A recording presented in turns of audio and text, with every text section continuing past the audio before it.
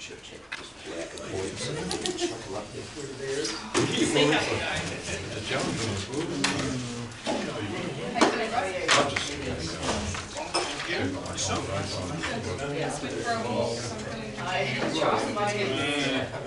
I can't imagine what you're going Chair comfy? You don't need a blanket or something? We can turn the temperature up. No! It goes down! Yeah. Not a grand. I really love this. I've got a trouble with that.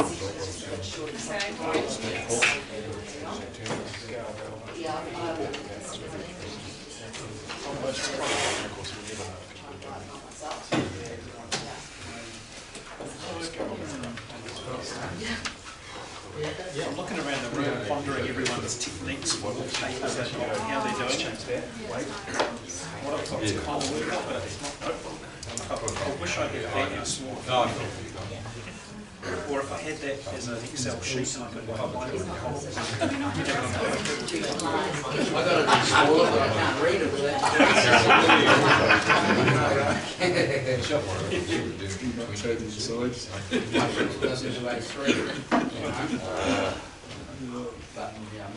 Have you got your magnifying glass? Yeah, that's small.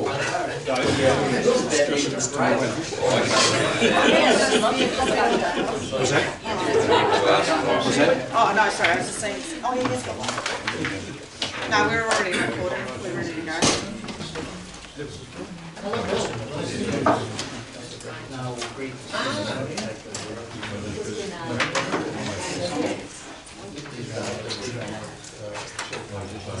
Right, I'd like to re-adjourn the hearings of our long-term plan.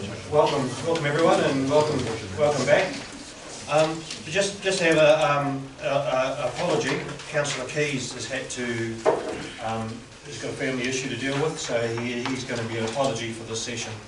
So can we note that apology? Can we move it, please? Yep. I'll second it. Who was the second? Thank you. All those in favour? Aye. Carried, thank you. So we'll re-adjourn the verbal submission. So, David, I'd like to welcome you up, please. Thank you. Thank you. Come up and grab a chair. Just let me set my phone on. Yep. And first of all, I'd just like to acknowledge the work you put into your submission, and thank you for coming along to speak verbally to it. So we're allowing 10 minutes, and there's time in that for questions. Yep, in the seats, yep. Sit in the middle one if you like, yep.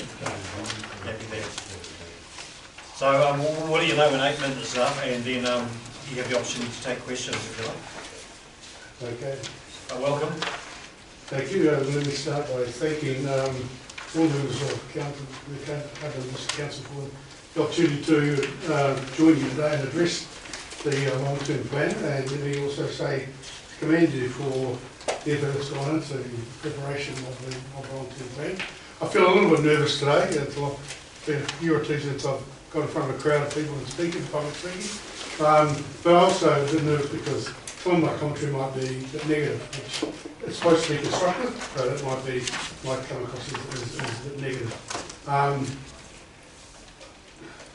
don't mind if I refer to my notes, but just a summary of my overall impression of the long-term plan. I'm going to tend to keep my comments at a strategic level, quite a high level. I don't tend to go into details. I did again this morning, go back into the detail of the long-term plan.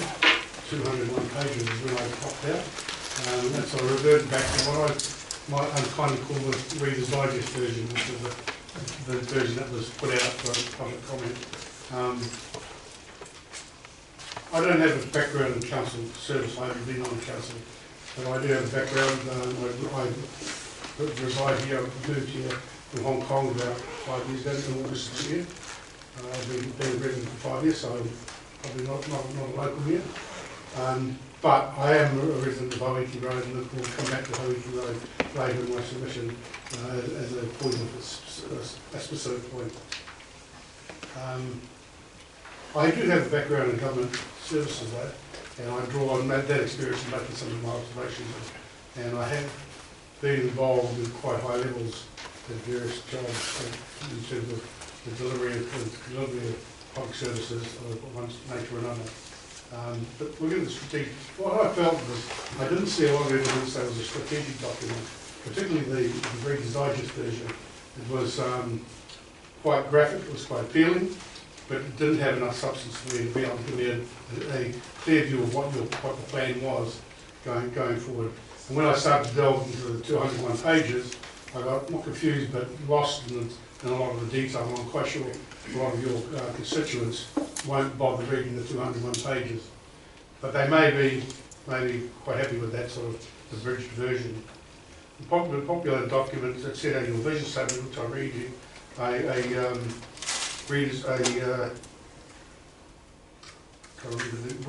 welcoming and vibrant community where we all enjoy living is fantastic. Probably said as a strategic intent, it just doesn't cut it with me. I think it needs to be, if you're going to do something like that, you have to have something that's measurable, sustainable, deliverable, and that seems to me makes everybody feel good, but just how deliverable is that? You sort out some aging glasses.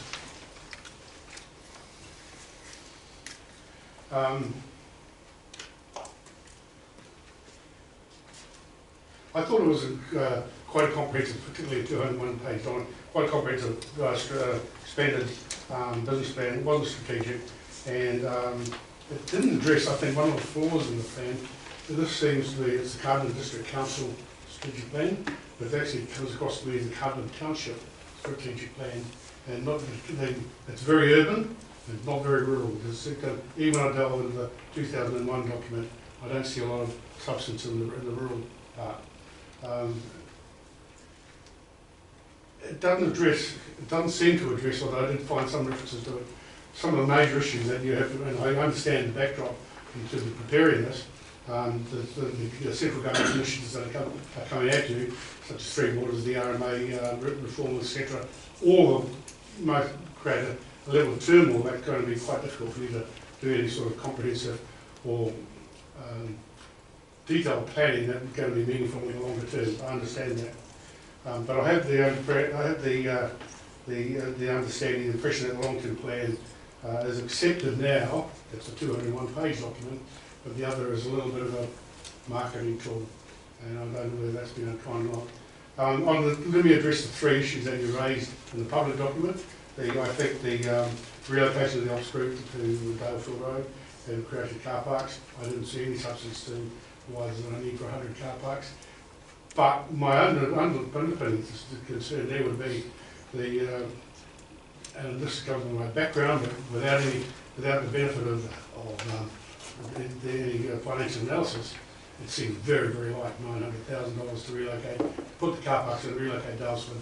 It just seems to me to be a convenient figure. I'm sorry if that's a bit rude, but at $900,000 to build the car park, put the line, put the security, relocate the operations section. I have done that myself in a different life, rebuilt and relocated and made business units, and I'll tell you now that it doesn't come cheap. The cycleway to Greytown, I just think that at this point in time with COVID and everything else going on, that's a real nice to have. And I can't see why it seems to have such a priority, other than it's consistent with the sort of well-being component of the Reader's Digest version. There's public transport to Greytown if that's the issue. That's I think, go back to my thought before, I think the region district needs safe rural roads, before it needs a cycleway to Greytown. The redevelopment of the town centre, again, I understand the strategic intent, but maybe that was one area where there was some sort of strategic vision, but it's not the council's role to be a developer, it's not the council's role in my view. I'm old-fashioned on this, it's not the council's role to invest in that. It's the council's role to provide the certainty, the regulatory environment, and the environment where the private sector is prepared to listen and accept the risk and invest in that with some level of certainty. My experience has been that if there's levels of uncertainty around this, then the private sector will stay away, and that's how you start to fall back by concluding that the only option then you have is to fund it yourself, and I don't think that's the right way to do it. I think the current owners remiss in their commitments at the moment. Seems to me that care about unkind perhaps, and judgmental perhaps. There seems to be a bit of land banking going on there, with not a lot of effort being made to improve the existing buildings by the existing ownership, and I don't know what regulatory environment involved and what council authorities involved to encourage existing owners to do that. Long-term vision, I think the 200-page document creates a lot of difficulty, a lot of detail. I didn't have the time to go through all the spreadsheets, the charts, the tables, the graphs, but there was a lot of detail in there. I did see points of conflict, and I'm not going to go through those now because it would be unfair to try and focus on those, but I did see levels of conflict. I didn't see I see it as a supporting business plan rather than a strategic plan, and I don't see it as the providing the wherewithal, the guidance or the vision for where we need to be in 10 years' time.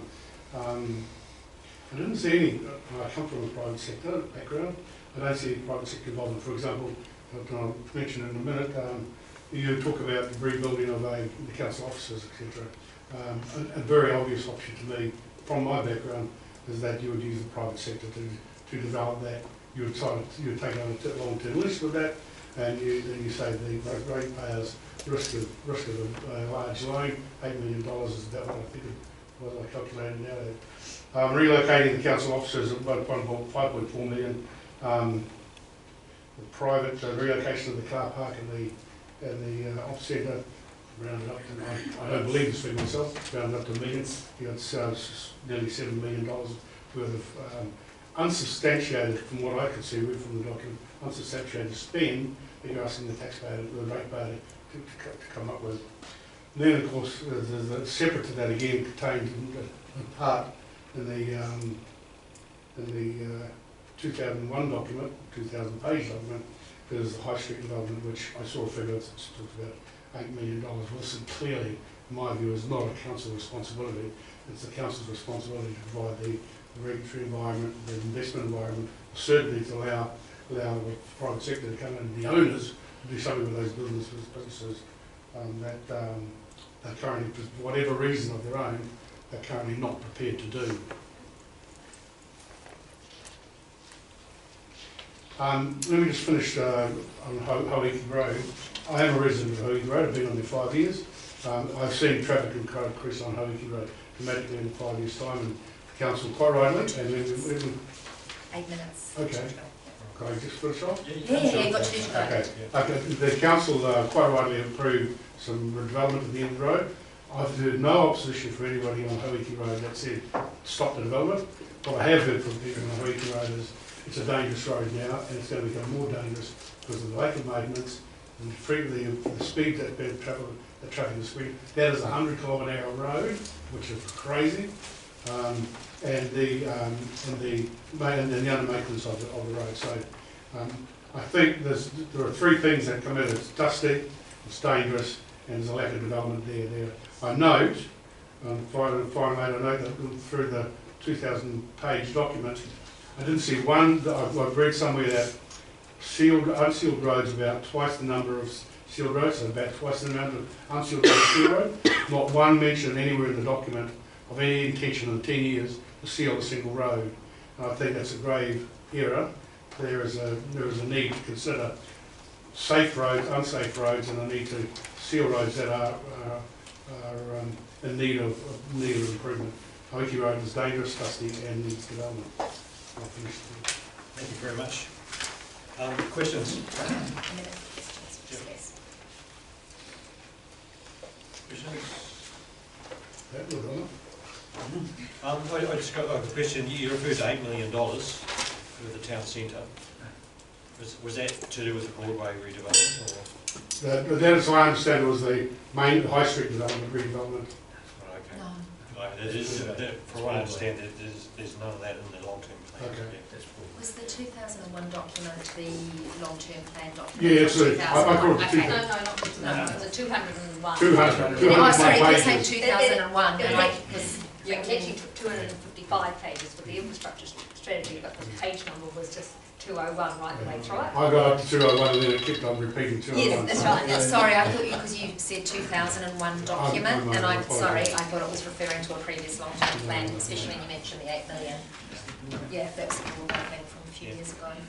Thank you. So any other questions? I appreciate what you were saying about those tables and stuff being sort of difficult to get your head around. It's certainly taken me a while to get my head around them as a new councillor.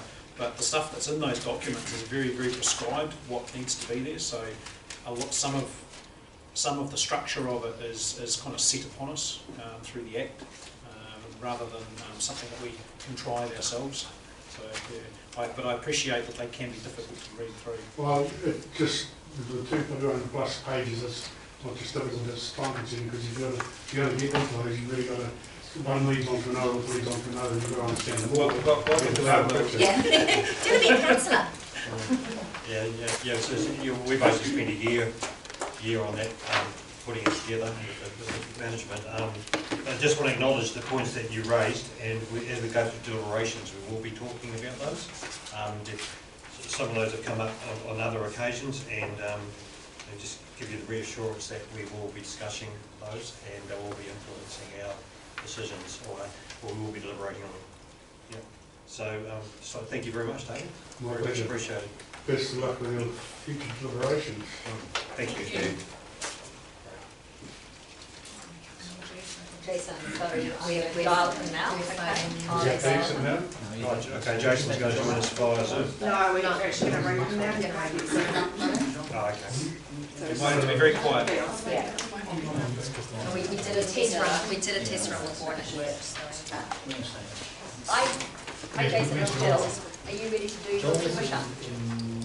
Exactly. I'm going to sit at the table and put the speaker on, okay? And then I'll sit down and say you're on. Okay, everyone, we could have quiet, please. Okay, Jason, you're on. Yeah, kia ora, Jason. Greg Lang, Mayor of Carterton here. I welcome you to the long-term plan submissions hearings.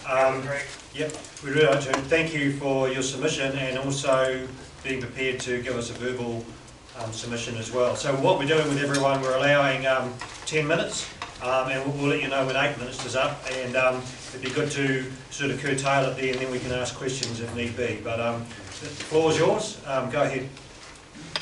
Thanks, Greg. Thanks. Who's in the room? Can I have a quick indication? Yep. So we've got all our councillors, minus Russell Key, who's had to leave the room, and we have our management team, and there's members in the public forum, and also on the media table there's 2 media representatives, and also this is being recorded to air later. Thank you. Yeah, apologies for not getting the technology sorted at my end, but yeah, I had to be in office in Wellington today. I'd like to thank the councillors for their efforts on this 10-year plan. I think the consultation's been great, a great exercise for the community to have. I think the big jar of ideas got some good interaction going. So it's really good that we got to this stage and we can all have our say. Is my audio okay? Yes. Yep. Okay. Yeah, I like that the submission options that were raised gave us sort of the key issues to talk about, and they're all very relevant ideas that have been put forward.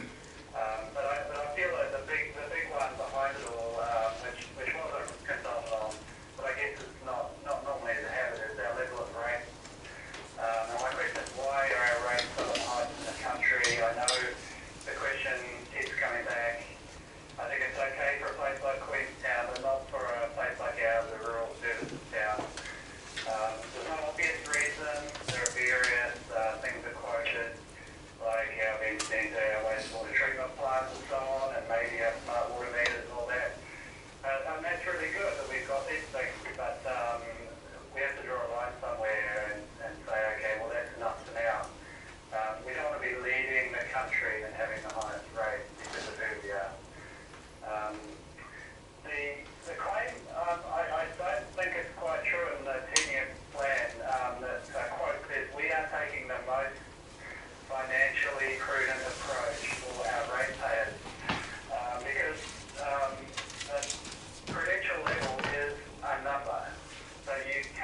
relatively credential, you are either credential or not. So I think it's actually true to say that this is not a credential rate proposal of 5.6% because the graph itself shows that it's gone red, I think, because I don't have the document in front of me. So I think the writers of that should revisit that statement. And I don't obviously support any further increases to rates. I think that should be pushed out and we should make prudent decisions about what happens next. So, yeah, that was my question. Why are rates some of the highest in the country? How many minutes have I got left? 5 minutes. No. Five plus 2 minutes of questions. Okay. Thanks. The Eastern Growth Area, it's great that we're planning ahead. You know, it kind of makes sense in terms of a compact village where if we are going to sprawl, it's better to sprawl in the middle and not at the far end. But, you know, apart from that, how will this proposed subdivision tackle the housing crisis we have here in Carterton and the Wairarapa? It's going to increase our rates. It'll benefit a few people directly and maybe some others indirectly, but it's not going to help our poor families unless, this is what I'm not seeing yet, unless institutions come in such as Council or Housing New Zealand or Land Trust or private co-op or whoever and become the stakeholders in that, because the market does not solve that problem. So that's my question there. How will the proposed subdivision tackle the housing crisis that we have in Carterton? Car parks came up. I didn't really see, and I went through the big jar of ideas data. So thank you, Council, for posting all that data on the internet, because that's great for transparency. But to be honest, there were only half a dozen people who mentioned car parks, so it wasn't a burning issue. And my question is, why is it necessary to have more, to move the council depot now?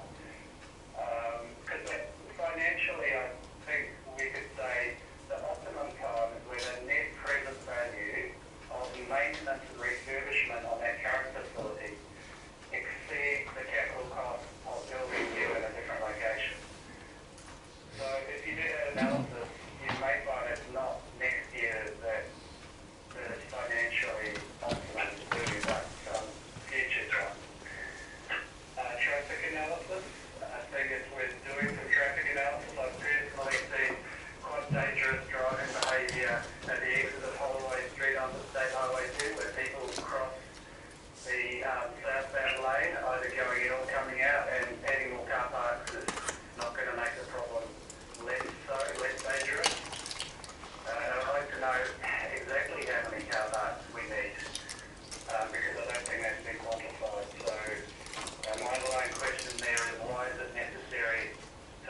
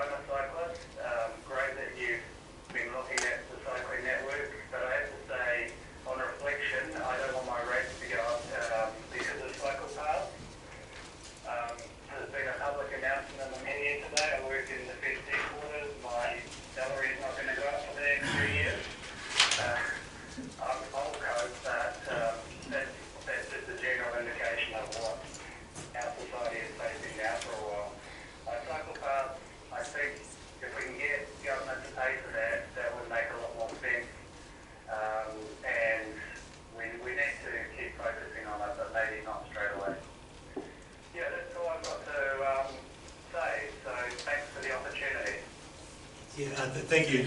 Thank you very much. So we'll open up for questions now. Questions, Steve? Yeah, Jason, Steve Crickney speaking. I'm just curious in regards, you mentioned rates being too high quite a number of times, but also in your submission you mentioned about council providing affordable housing in council flats. I'm just curious how, I mean, if we're not prepared to up the rates, how we're going to accomplish that. Yes, Steve, thank you for asking that. That would be the top of my list. It would be ahead of moving the depot or the cycle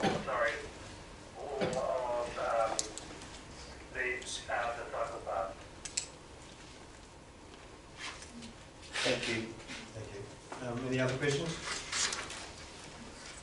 That's my question. Yeah. I've got one for you, Jason. It's Rob Stockley, Councillor. Hi, Rob. You mentioned water tanks in your written submission. I was just wondering if you could elaborate to what extent are you talking just on new builds, you're talking throughout the town, and how do you think that might be implemented? Well, I recognise that footprint creates a problem on small sections. I've had tanks now through summer because of using a lot of garden area. I wasn't convinced by the report that was done. I thought it was a very limited view. It has to work in places like Carterton, so I think we should keep an open mind. And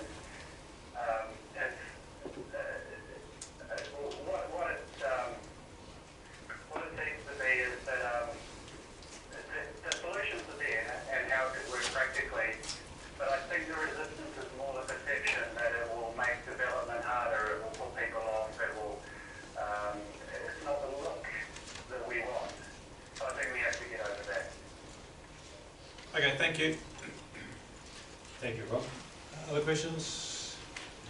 Well, Jason, thank you very much. We're going to be deliberating tomorrow on these, and we've noted the points that you've raised, and that they will be part of the deliberations. So I just want to thank you very much, especially for being prepared to verbally submit as well. So, yeah, and the questions will be answered. So thank you very much, and enjoy the rest of the day. Thank you. Thank you. Thank you. It's a great phone, Jill. It's a great phone. I don't think mine would be that bad. So now I'd like to welcome John Keating. Right. You come forward, John. So it's great to have you here, and thank you very much for doing the submission, and also being prepared to come and verbally submit today as well. Thank you. So we will be deliberating tomorrow, and basically we've allocated 10 minutes to every verbal submission, and we'll let you know when 8 minutes is up. So if you want to, you can take questions. Yeah. Okay. So go ahead, the floor is yours. Good. So my submission, and I have written council with some written information about road dust and its implications for health people living down country roads. And I've submitted quite a lot of documentation from civil engineers and health reviews about the dangers of road dust. And it's obviously particularly applicable to our road, Directory Road. If I could just briefly talk a little bit about the dangers of road dust. So road dust is generated by or the volume of road dust is related to the number, speed and size of vehicles on a road. And the council has recently given consent for quite a few houses at the end of our road, and there's already quite a lot of problem with road dust. And so road dust, it's a bit like sort of silicosis that people who cut marble and things are exposed to. And people who cut marble nowadays, it's wet cutting and they have to wear respirators, but road dust is unavoidable for people in summer in our road. So we get a huge volume of dust generated by a straight run towards the end of Directory Road, and that's going to increase past my property, sort of 400% with the current plans for consenting that have been given to people at the end of the road. So road dust, it gets into your lungs and it causes inflammation and causes fibrosis, so it is dangerous stuff. you can avoid potholes in the road, but you can't avoid inhaling road dust. It gets into the water supply because we're all on tank water, and so our filters are full of road dust in summer. But it's really the inhalation of road dust is the problem.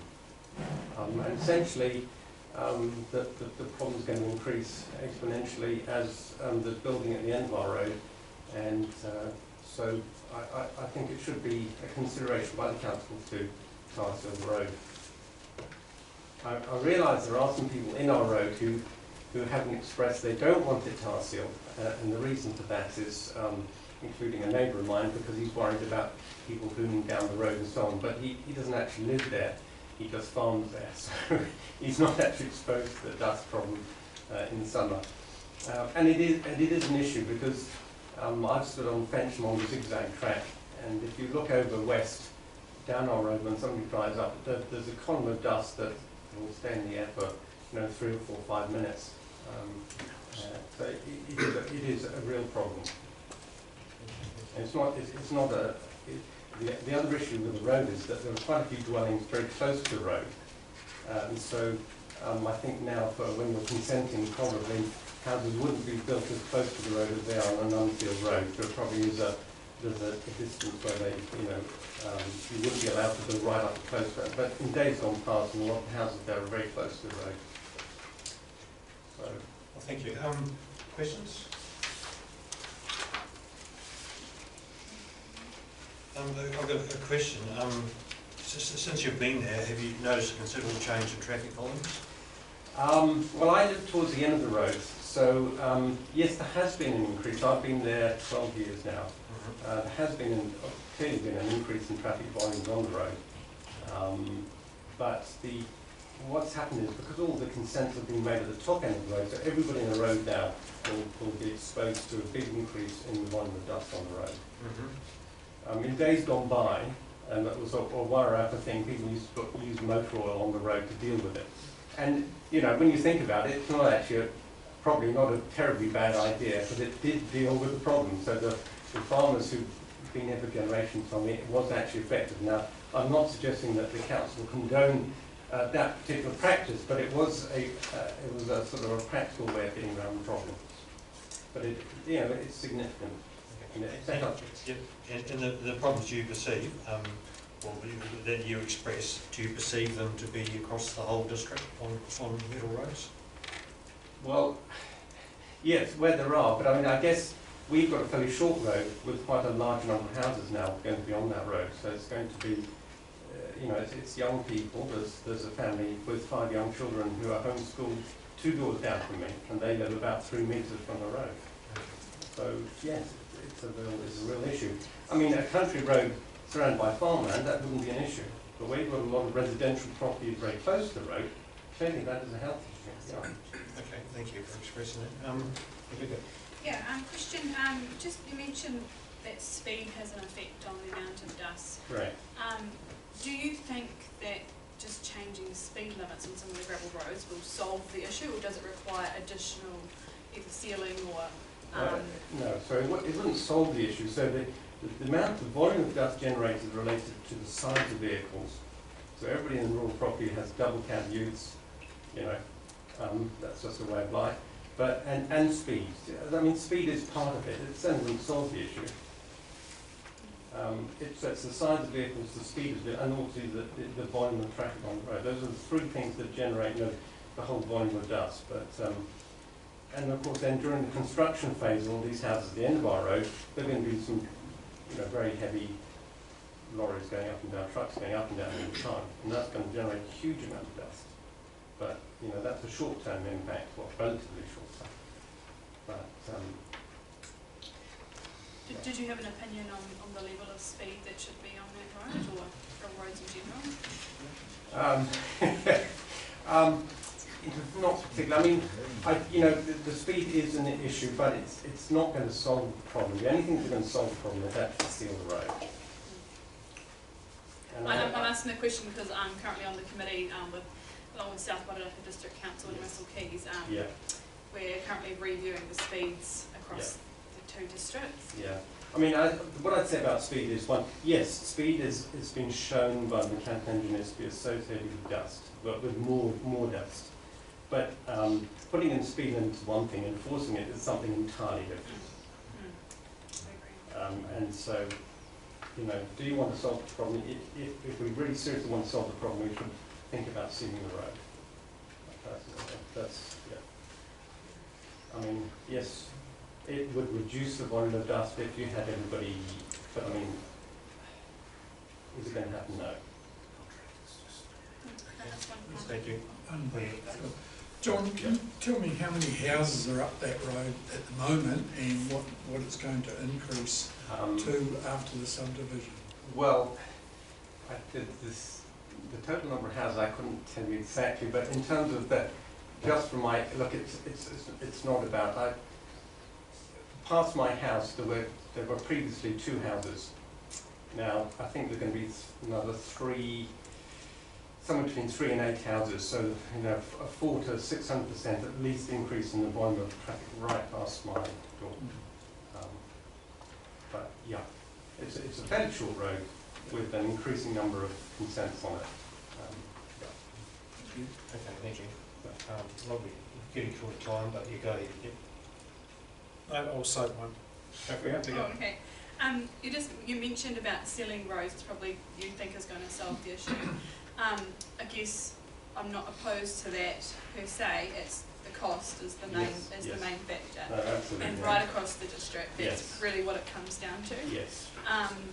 Would you be prepared, and do you know if your neighbours would be prepared to pay extra on their rates for those sorts of things, or would you expect us to reassign our budgets? All right. What I would say then is that I would expect a developer who sold and made a lot of profit on these lands at the end of the road, he is the person, he or she or whoever else wants to sell it, should be paying a contribution to improving the quality of the road, because they're people benefiting it.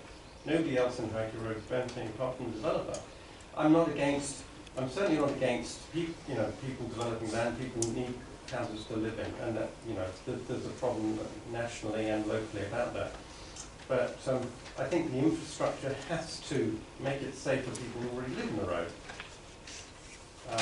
But to answer your question, I think the developer should have been somewhere in the consent process that he should have been some sort of financial incentive for him to improve the road. But personally, would I be prepared to pay more on my rates? Me personally, yes. I don't want to speak for anybody else on the road. I would, because I think it's a really important issue. You can avoid potholes by driving carefully down the road. You cannot avoid breathing in large volumes of toxic dust. There is no mitigation apart from sealing it, as I said. Thank you for your feedback. Yeah, thank you very much. And just to reassure you that we're going to be deliberating it. Oh, sorry. My question was more similar to Rebecca's. Yeah. Yeah, thank you. And we'll be deliberating that. And what you're talking about is a factor that we're seeing across the district of growth and demands and expectations. So we will be discussing it, and we'll be deliberating on what we can do to address it, and the affordability for our ratepayers too. So appreciate you coming in. Thank you.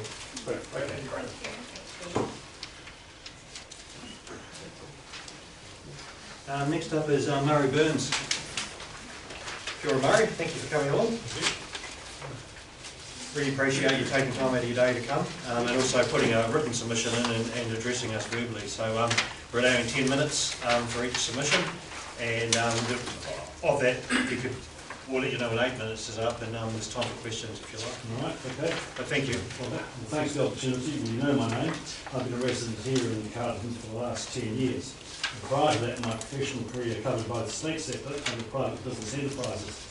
Now, by way of background, I've served time in the New Zealand Treasury. I was a former Deputy Director General of the New Zealand Forest Service. I've been Assistant Commissioner of Works in the Ministry of Works and the General Manager of the Works Corporation. I was also the Chief Executive of the Central Regional Health Authority, managing at that time a budget of $1.3 billion and with responsibility for health services of about 900,000 people. I've also served as a director on a number of companies, as well as, for example, Lumley Insurance for 10 years. I was appointed by the government to governance roles on 2 very complex bodies, as well as acting as a trustee on a number of trusts. So on balance, I believe I've got a degree of experience in managing complex organisations, strategic planning and financial management. And then I'd like to turn to the 10-year plan. Now, the most charitable description I can give to the plan is simply unsustainable. The plan is based on an assumption that additional expenditure can be justified by asking people what they want and then using a council process to select what the council sees as desirable and then passing the subsequent cost on to ratepayers. This process adds at least another 5.65% to rates, which are already at unsustainable levels. And I suspect that the council is influenced in its thinking by the so-called financial prudence benchmarks that you disclose in the annual report. And essentially, the council appears to be setting the amount it wants to take by way of rates, as implied in the 10-year plan, and then saying that rates are affordable if the rates collected do not exceed this amount. And that's your own chart at the back of your annual report. So I believe that this process is completely illogical. Planning normally starts with consideration of what is essential and what can be afforded. None of the three proposals in the 10-year plan that you seek a comment on could meet a definition of truly essential. Further, none of the three items meet any definition of affordable. For example, the provision of additional parking is estimated to cost $905,000. But if we take the experience of cost overruns on the renovation of the clock tower and the wastewater projects as examples of the council's ability to manage costs, then it would be realistic to expect the parking option to cost $1.5 to $2 million or more. Now, 10 years ago, the council received $6.6 million in rates. Last year, it received $13.7 million, more than double in only 10 years. Salary costs at that time have gone from $2.5 million to $4.8 million. And these trends and the council's appetite for taking ratepayers' resources are simply unsustainable. To help put this into perspective, over the same 10 years, the consumer price index rose by 17%, and the labour cost index, as a measure of income growth, rose by 20%. Yet your take doubled. The draft plan focuses public attention on three what I would call nice-to-have projects, but discounts in terms of emphasis and detail the meaty implications of $41.4 million in capital projects for water supply and wastewater replacements, urban growth strategy and a replacement office for staff. The plan simply indicates that these costs are already budgeted and the council intends to receive. The plan says the council is concentrating on delivering core services in much the same way as currently, but issues a caveat with the exception of town water supply, investing for growth and replacing the council's main office. I would have thought that the exceptions justify greater prominence in the plan, and the council should have encouraged direct feedback and robust public consultation on committing $41.4 million of expenditure, rather than being diverted to commenting on three nice-to-have projects. Using the average cost of borrowing from the 2020 annual report, these capital projects will add about $1.7 million per annum to the cost of operations. And when you divide this equally over the rating base, it means an increase of over $330 per annum for each ratepayer. Once again, this is unsustainable. By the way, these figures rely on the assumption that the council can manage these projects, the $41.4 million, within the estimated cost. And I believe this is a brave assumption given recent experience. And I have no problem with the council addressing water supply in the 10-year plan. From recent experience, it seems quite important. But it would be helpful to see how they plan, as the council, to reconcile improving water supply for existing residents before they plan to accommodate water needs for further 1,000 houses by way of an urban growth plan. The recent government national performance review on water issues paints a staggering picture of future costs for existing users. Using this data to project the needs of another 1,000 houses suggests a need for about another 170 million litres of water each year.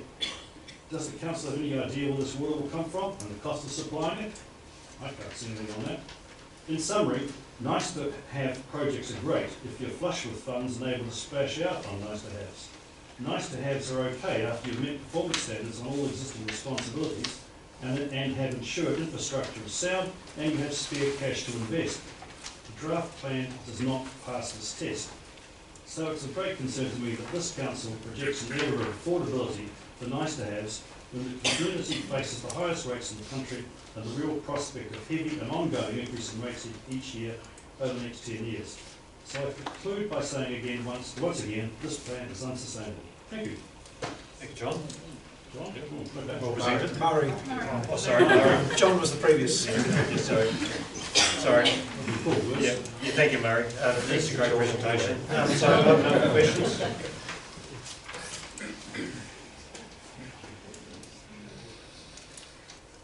Questions? No, I think we covered the submission very well. Yeah. So we will be deliberating, and we take every submission into account. So I really appreciate that. Thank you.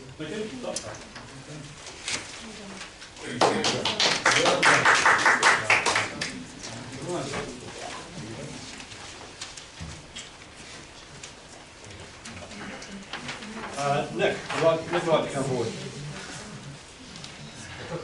Nick, okay, we might bring Simon. Would you like to come forward? I'd like to welcome you, Simon. So thank you very much for coming along, and also thank you for your submission, and also coming along today to verbally present it. So we're allocating 10 minutes for every submission, and if we can organise it at 8 minutes, we'll let you know when 8 minutes is up, and then we can take some questions. So welcome, and go ahead. I'd like you to confirm that the unedited recordings of the meeting today will be made available to all who request a copy. Hopefully it's been live streamed. I suggest that if not live streamed, the recording is available immediately after the meeting, prior to editing. I will remind the Council of the requirements of the Local Government Act, Section 24. The principles the Council must follow in performing its role, this is set out in the 10-year document: conduct its business in an open, transparent and democratically accountable manner, ensure prudent stewardship and effective use of its resources. To address the first, most candidates, excluding Russell of course, attended a meeting of ratepayers where they confirmed their support of both 1 and 2. Ratepayers stated that cut rates was an overriding concern, followed by transparency. I believe candidates attending all confirmed they would operate according to those concerns. Why then does the Deputy Mayor in the publication in the news apparently state that the new revenue and finance policy were nutted out in a series of meetings behind closed-door workshops? People attended, including the Mayor, meetings when cheap rental for the food hub to rent shops was discussed. This included the one currently housing the Salvation Army shop. I understand that the Mayor asked to keep proceedings confidential. Is that true? Note, the food hub was just going to replicate a facility that already exists in Masterton. When I asked questions about the event centre, I received completely untrue answers from the then Mayor.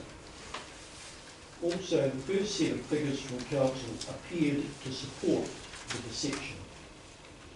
It took over a year of persistence to get the answer that it went nearly $2 million over budget. 30%. Note, when I wrote a letter to the crier with the Council figures, the editor later told me she had been told there was not a word of truth in it, and that she would be sued if she published it. We understand that substantial payouts, plural, have been paid by Council for Council errors. Please publish a list of these payouts, including the dollar values of each. Mr. Mayor, why is the Council consistently not complying with the Act? How much of the 10 years plan has been nutted out in confidential, closed-door meetings? Where is the second? As with the event centre, the wastewater treatment, the clock tower, Every medium and large project undertaken by the council has been subject to disagreement with selected contractors. These have resulted in chosen contractors being fired and the loss of all that intellectual information. Also, all of those projects have gone significantly over budget. The wastewater system heading for a huge monetary overrun and significantly years behind schedule. I believe that the council has not yet obtained actual final costings. Figures in the 10-year plan are very suspect and I think unbelievable. Refer to the transparency comments before.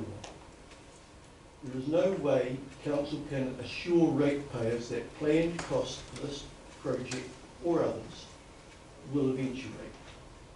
I believe it would be a real challenge just to commission and operate the wastewater system with the loss of the intellectual information. Do not do a masterton. At meetings on previous plans, the Chief Executive has made the comment on large budget allocations, business as usual. This to me demonstrates a significant lack of knowledge on fiscal issues. In looking at the plan, I could not follow the numbers through. Some do not appear to add up. What software programs are being used? The plan gives the appearance of a not well organised spreadsheet.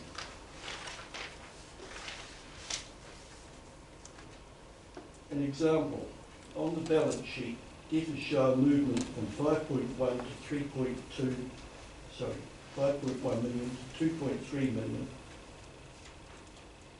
The movements later on show a change of 13.3. The plan shows a debt repayment current portion static over 10 years at 845k. Absolutely impossible.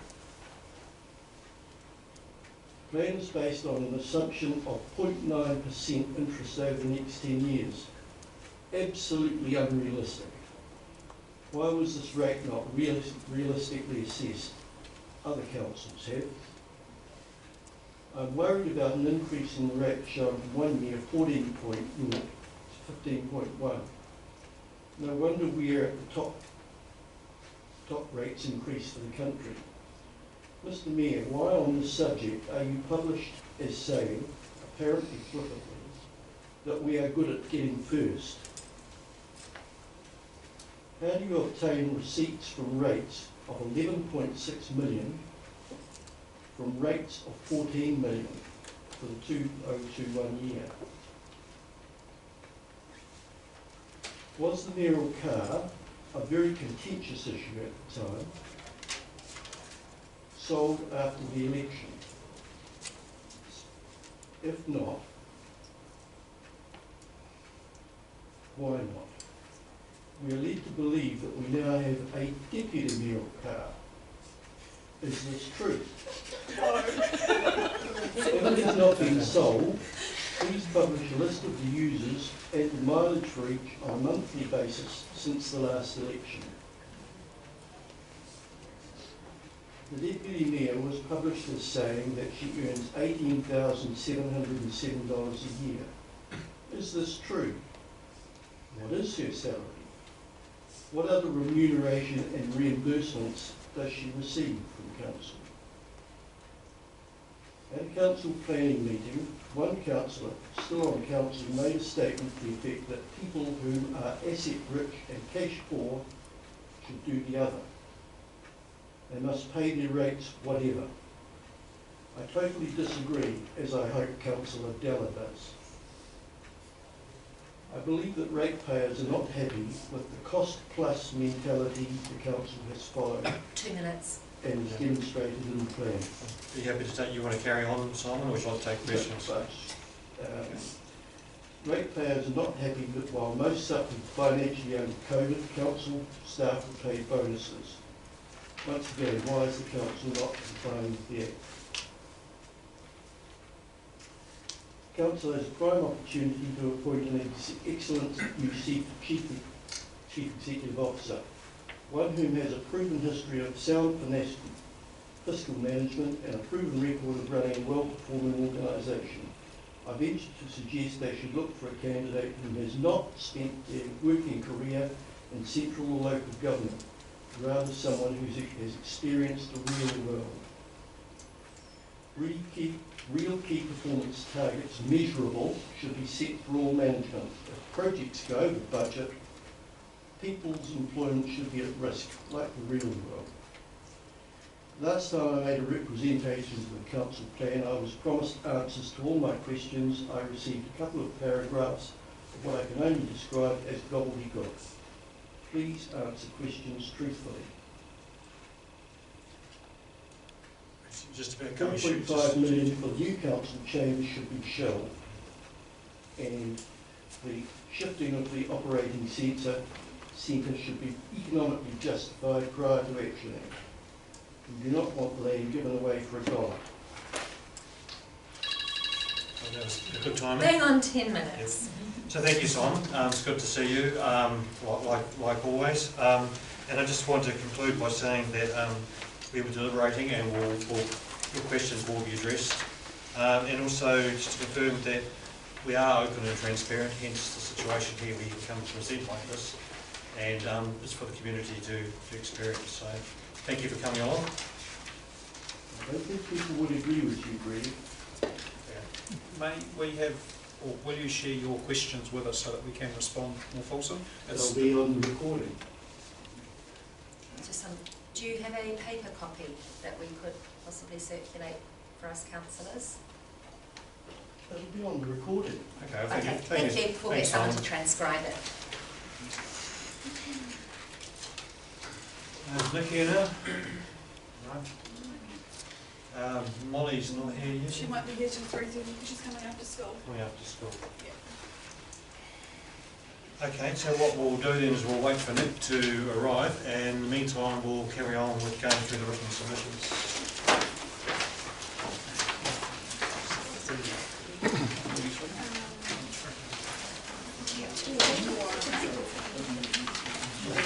Okay. 43.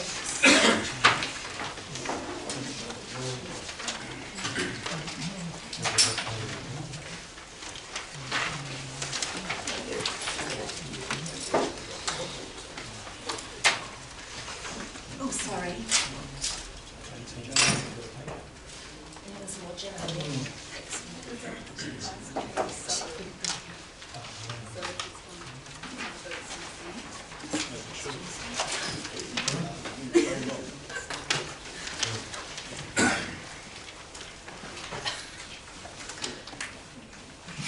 Right, so we're up to submission number 43, Sharon Kilzer. So,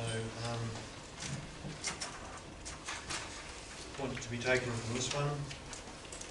We've already got footpaths and crossings, haven't we? Yes. Growth, a sort of a general growth issue, or difficulties, but challenges of growth. Infrastructure versus expansion. She's got some concerns about speed on Lincoln Road, so it's not on the speed review. Concern about, what would you call them, associated services like doctors and electricity industry. Not really our bag, but she's concerned about how those will carry on with the Eastern Growth. She basically wants more forward planning. Pedestrian crossing, State Highway 2 as well, or the danger thereof. Just our capacity, as she says, currently, Carterton appears to be currently maxed out in terms of providing basic services to existing residents. It talks about regular power outages for residents connected to the grid.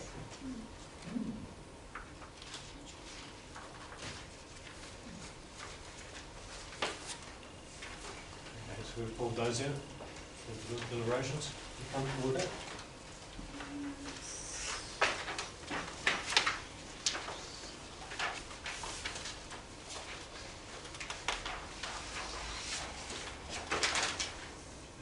Number 44, Vowler Kirkwood. We note that. They've been addressed in the summary in the report. Sharon again, number 45. Yes, you.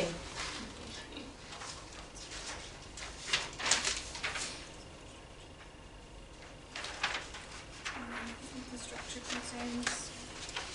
Yeah, she's concerned about the usability of the website, positioning of the button for submitting a survey.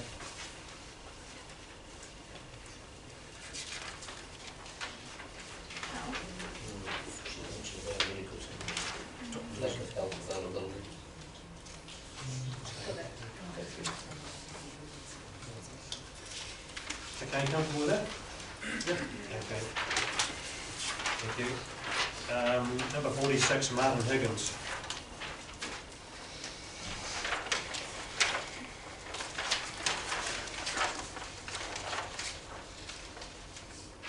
So here's the first one I found that explicitly talks about retrofitting to existing, so this is new water tanks. He wants them on new builds, but explicitly wants them retrofit as well. And town centre. And he wants us to take a bigger role, doesn't he?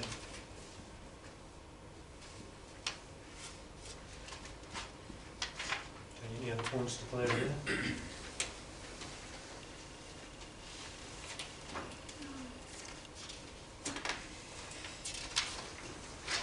Okay.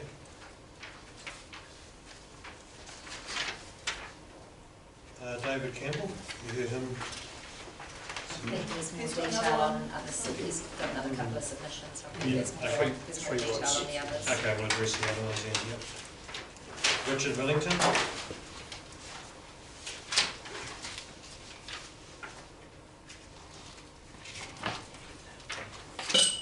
Your certs that we've got in for your parking Yep. already.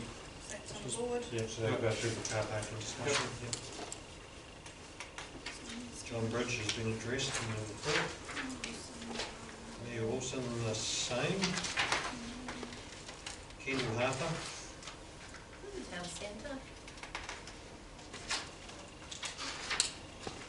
It's been reflected in the summary of the consultation items. She offers having contacts in the placemaking space. Yeah. You might need to make use of those or contacts. That's it. Okay, we'll stop at number 51 and then Nick, I'd like to welcome you. Thank you for coming along. You can come up and grab a seat. Yep. So, thank you. Pretty appreciate your submission and also coming along to speak to it today. So, as we're all verbal submitted today, we're allocating 10 minutes and we'll give you an indication when 8 minutes is there, so you have the opportunity for questions if you want to take questions. But thank you, and the floor is yours. Well, thank you. I got here early. Yeah. And I apologize, when I left home this morning it was very cold, so if I actually melt, I'm very cold, so I'll just scoot to the sun. So kia ora. Ko tēnei taku mihi ki ngā tangata whenua o te rohi nei. Ka mihi hoku o ki ngā toku o te rohi nei. Ka mihi hoku o ki ngā mahi o te roku Carterton District Council. Nō reire, tēnā koutou katoa. Good afternoon, everyone. Ko Nick Rokoff, ko Greenwood, ko Pai Whakahai o He Manaakitanga o Motua. I'm Nick, I'm manager for Age Concern Wairarapa, and I thank you for your time in allowing me to speak to the 10-year plan for the Carterton District Council. On the three big ideas in the 10-year plan, the Age Concern is appreciative of all efforts to facilitate parking and access for older people who do drive, and to provide a safe and accessible town centre and recreational activities for all people in Carterton.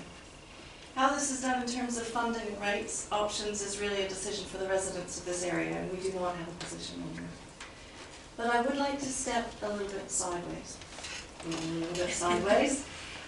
Because in 2019, the three councils of the Wairarapa put a lot of effort into consulting on and developing Te Hokai Nuku, the positive ageing strategy for our region.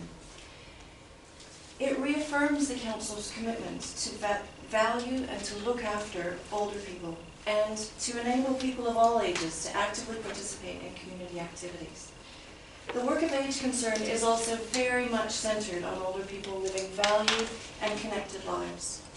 We serve the needs of older people, our kaumātua, across the Wairarapa.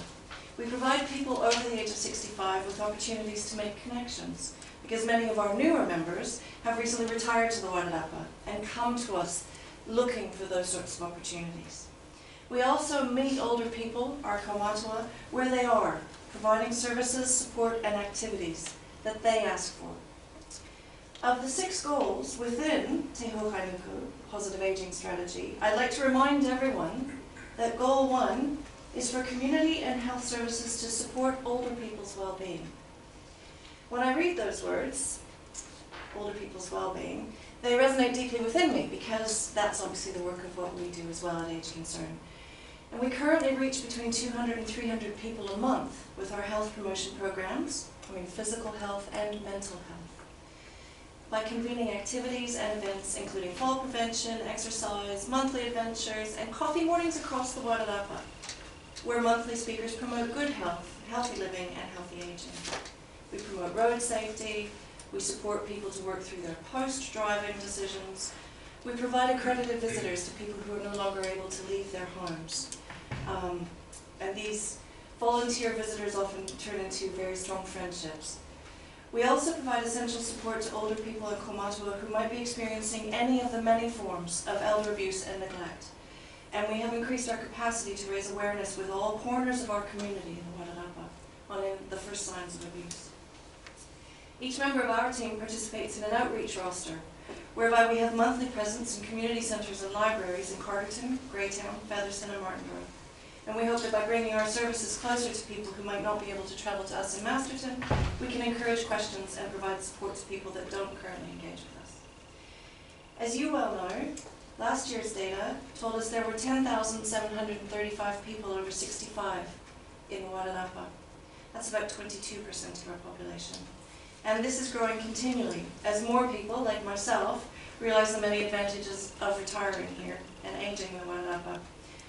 So at Age Concern, we're also looking to the future and how each of our councils can contribute to achieving this strategy. Because at the moment, my concern is that Te Hokai Nuku, the positive aging strategy, is not mentioned in your 10-year plan. Older people's needs and interests and the well-being of older people as a group is not mentioned in your 10-year plan. Carterton District Council does put the 5 Towns Trail and its contribution to physical health as a contribution to this on the news, on the website. But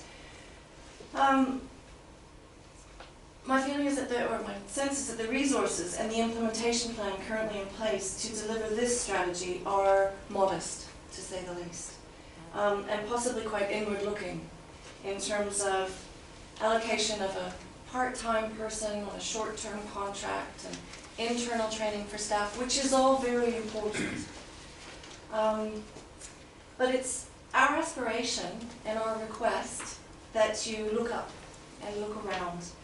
There is a vibrant community of organisations and services supporting older people in the Wairarapa, and we strongly request that the next iteration of this strategy include meaningful partnerships with us to achieve this strategy. Together, we can achieve much more for the physical and mental well-being of older people, who very soon will account for 1 in 4 of us. It's really imperative that the positive aging strategy is guided by older people and kaumātua and properly resourced by all of the councils in their plans. We want to see our places, spaces, and recreational opportunities for older people, goal 6 up here, developed in a way that actually does also provide opportunity for them to convene in safe and accessible places there's mention of a hub, for example, I'd love to talk to any of you about that at a different occasion. But for now, I would just like to say that's my message, is please, as we go forward, let's think about how we work together on this and put that into our long-term planning process. Sure. Thank you. Great presentation. Yeah. So councillors, questions? I'm guessing you've met Lisa Matthews, so the She's your part-time, yes. short-term contracted person. So, given Carterton, small district, you know, restricted means, if you were to pick one thing, you know, for our age population that you think it would be something that we should be focusing on, what would it be? What would be your number one? That's a really good question, and I think what I would say first off is, why do we have to pick Carterton on its own? Because it's a 3 councils, divided up a region. So, is there a way to bring your resources together? And then let's look at it. I mean, because the goals in here are wonderful and aspirational, and I mean, there's senior housing going in, and a different council is focusing on goal 5, I think it is. So I would like to not answer that question. I think what I would put it back to you is to say, can we work as a region and think about how we resource the whole thing? Is that a job? That make a good point? A little bit. Yeah. I've just got a question just in relation to digital seniors. Yes. You work closely with digital seniors, obviously. Yes, we do. Yeah. In what way do you partner with them?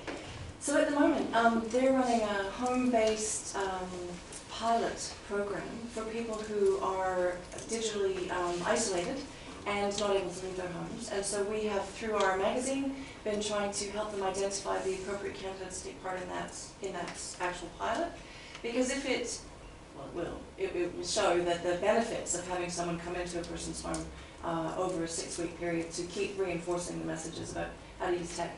And we have, as I say, with the accredited visiting program, we have 50 people at the moment who are homebound, and we believe that the benefits of having home visits are really going to shine, so we can help connect more of our people up to their families and to information, banking, that kind of support. So we work together in that level, but we are also co-visualizing a future that includes an older person's hub. And we're thinking big, so I'd love to come and talk to you about it.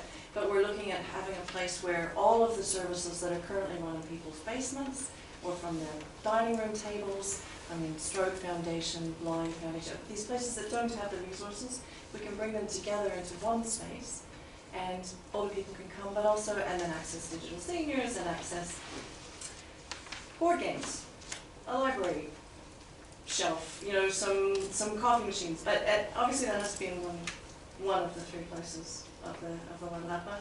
And so we're also looking for partnerships with Rotary and others to find transport, so we can get people from other places to that other place. So, but we do work very closely with them. They're a brilliant organisation. Thank you. Yeah. Yeah, Rebecca? You mentioned about the strategy being properly resourced. Did you have a figure in mind or anything? No?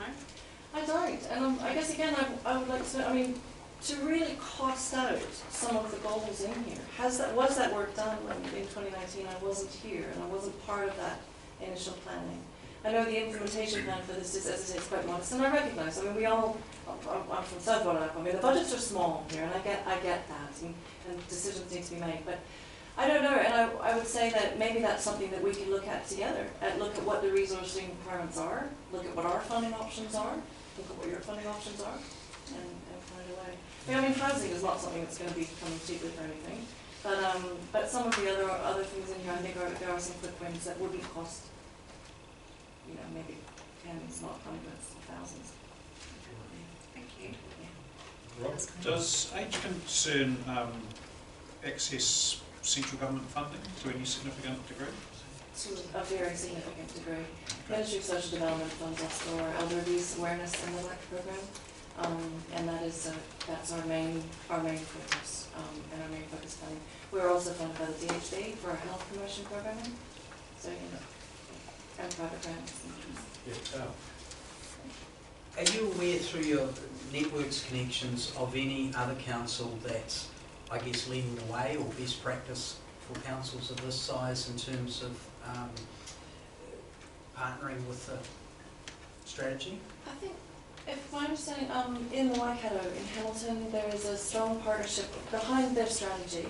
There is a stronger partnership with civil society and community organisations. And Waimakariri as well, apparently they have a steering group that helps the councils actually make decisions in between as the strategy is being implemented. So there are other models, and again we can look and explore and find what works best for us here. So thank you very much, and thank you for the work that you do. And I think we're all aware of our responsibilities as the population grows, but also, you've raised some good points, and obviously discussions with our neighbours too is something that we'll address. So we'll have some deliberations and we'll discuss this further. So thank you very much. Thanks a lot. Really appreciate your time. Thank you. Thank you.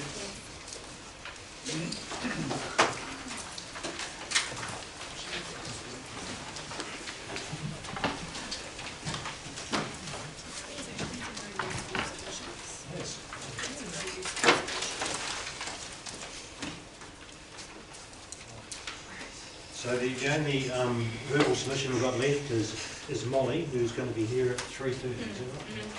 Okay. So we'll just keep going to 3:30. So we'll pick up where we left off on the written submissions, which was 40 something. 53. 53. No, 52, sorry.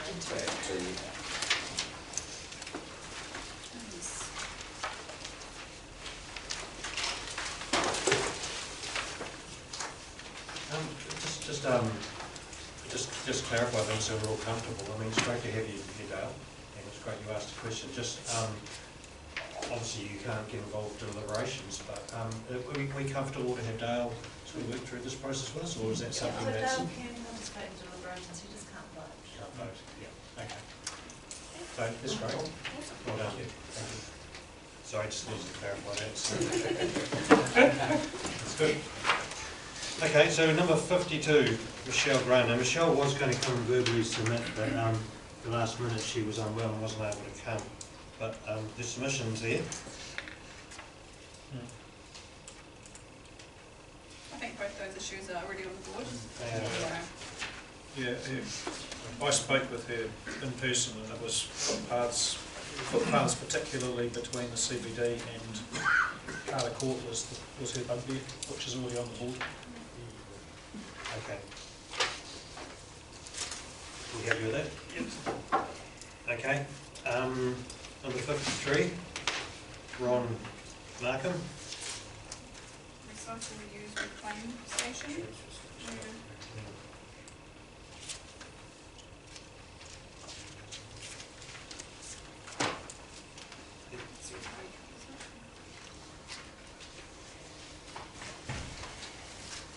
Do we need to include that, because she's made a comment there about the transfer station being a bit of a mess.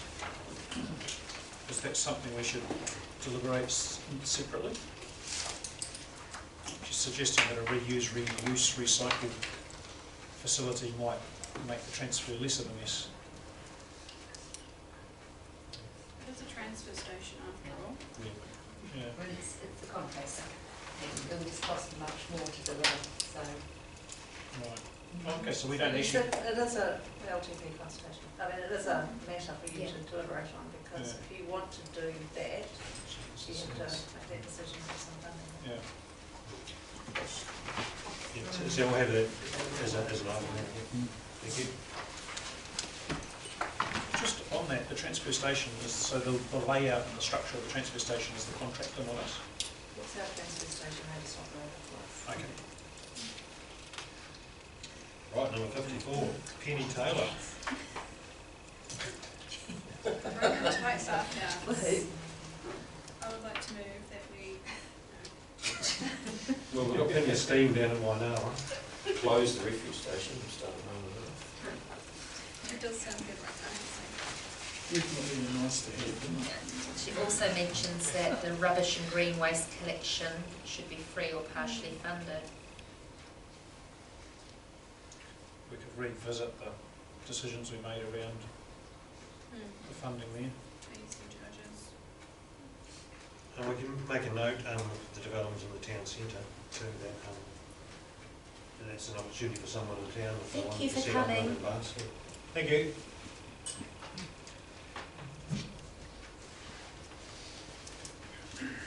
The Roman bathhouse, do we need to bring up the issues with the covered pool? Is this related to that perhaps? No, I don't think so. But it could be a really good model, you could use it to launch it into a roundabout. I mean, it was an LTP issue, which, or it was a council issue, which sort of fell to the wayside. I think she's thinking about a destination business for Carterton. Fair enough. Okay, so where do we want to land on this? I think we need to, I think the rubbish and waste collection, that's still, that's part of it. Okay. And certainly while we're over, as we go working with the town centre, an opportunity for a room and bath. Utilize the south of the first back. Private enterprise and see the opportunity. Yes. The old Richard site, the old Taranaki, could be turned into Roman baths perhaps if there was a developer interested. Okay, Gavin Masters. Tanks, Water tanks. Park Road, being gravelled. Yeah, it's interesting. Isn't it just being redone and they've just taken it down and they're redoing the foundation of the road? Yeah, it's under construction. Yeah. I think the guys come and help them through a road reconstruction and seen it gravelled, so. We've got infrastructure there, don't we? Just a little bit to sound. Yep, so we reply, we can talk about it secondly, can't we? Yeah. Finishing the project before starting. Okay, number 56, Kerry Dunning. We could consider putting up signs, no engine braking, within the approaches to the urban area. Are we Some gonna do town- that, or is that? Well, some towns do it, so it must be allowed. I Is think that, there's- We so can that's request state, it We from, can request it. Kotahi. There used to be signs up there, but I don't think there is. Is Yeah. that other matters? Perfect. Okay, that's great, thank you. Moving the depot, parking sorely needed. Okay, Lisa Searle, that's in the recommendations. Tony Bingley. Parking. She wants parking on Broadway.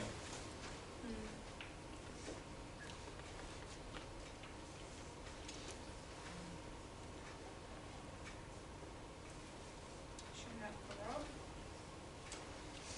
Yeah, Rob. Yeah. Might go ahead and visit Tony. Just see here recently. Been box of coffee.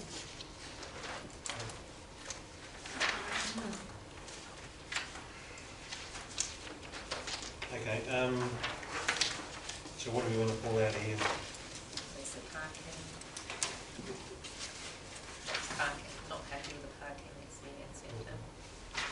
She wants parking on the west side of the town, which will suit their business. We're going to have a conversation on that.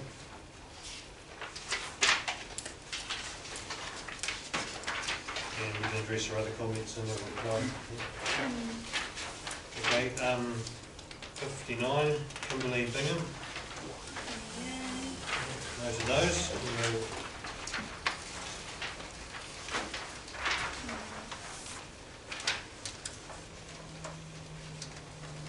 Number 60, Lindsay Durham. Can we pass that feedback to the YT group? Yes.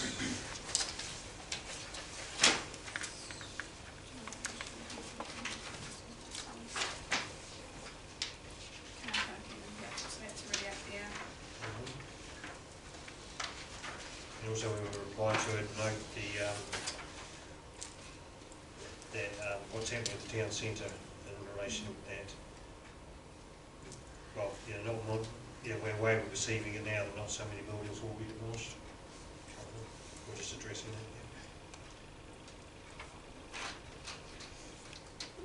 Okay, comfortable there? Yep. Number 61, Neighbour Saxton. Sensitivity around rates increases. Yes. Your misunderstanding of how CV affects your rates. Talk to in the response. Okay.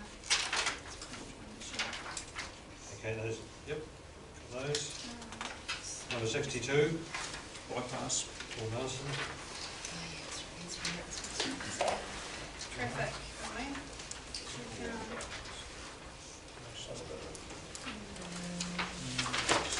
Yeah, it's this one. Bypass. Just hang on a minute. I don't think there's any new issues in this one. We don't currently have on board.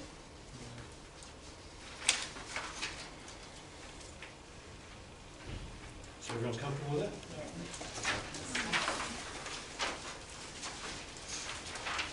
Number 63, Tanya Percy. Water supply.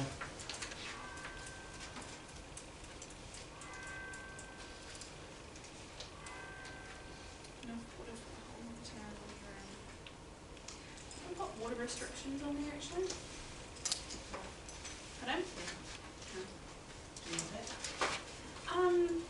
Where's it? Put it in the conservation strategy too, does it? Yeah, it does come under that. I guess it's a level of service thing.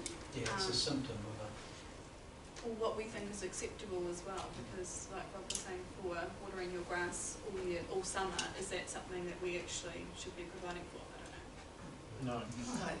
You've never provided for that. So, yeah. Some towns, I think one of the towns in South Wairarapa have restrictions all year round on their outdoor use. Oh, really? I can't remember which town it is. It is. No? There you go, Featherston residents, it's Featherston. All year round, it's every second day. Okay, we've got that up there, water supply. That goes back to the whole education and reiteration. Right, number 64, Margaret Crawford. Calling for social housing development.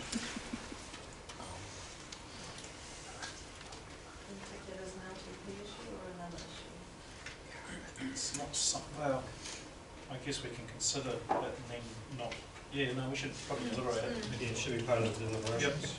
Yep. So she's town centre parking as well, a hotel. Strain on infrastructure, the planned development. I think they're all up there.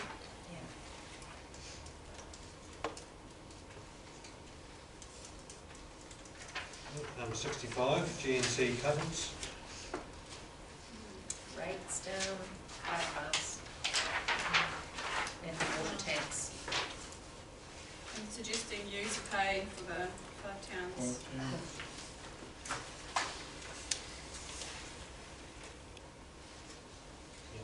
And also for the 5 towns, we talked about the other comments where there seems to be an underlying comment that rates to a point should be funded. Yeah, so that should, that's already, I think that's going to be covered in the 5 towns master plan, but there should be the feedback that goes down back to the 5 towns project or the Water Trails Action Group. We've got water tanks. Right, Adam Goodmarch. Spend less.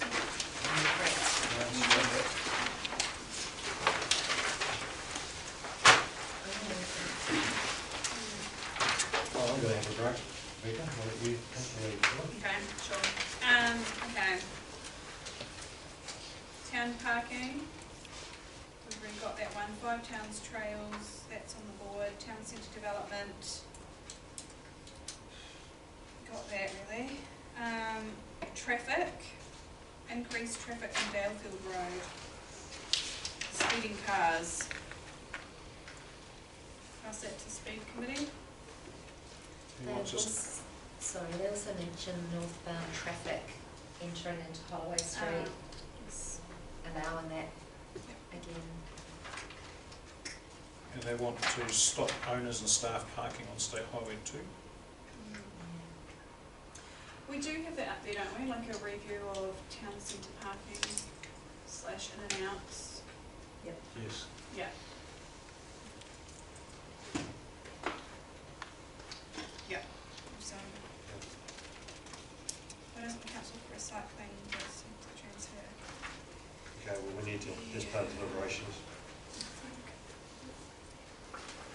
Do we want to put that under, is that under the reuse? We've already got it up there. Yeah, we do. Yeah, okay. You're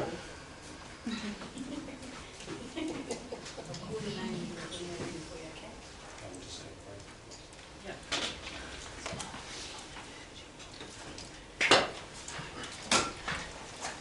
Sure, guys. Hi. Come on up if you like. Come and grab a seat up here. You can grab some more chairs and pull them over if you want. So just take any one, that's the way.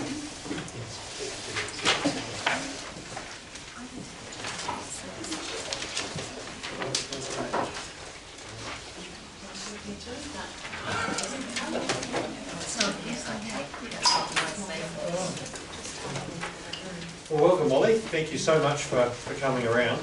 Sorry, can you just wait 2 seconds so Marcus can Oh, yeah. sit up? If that's okay? And we've got to wait for the screen to turn on for a few seconds. Molly sent through a presentation which we've got up here. In front of whoever you can. Do you want to pull the chair back? Is that okay for you? Sorry, everything. I think that we're going to try to solve people these first. Is there lights on? The Yeah, green it's lights. yellow. Oh yeah, there we go. I'll just pop it on.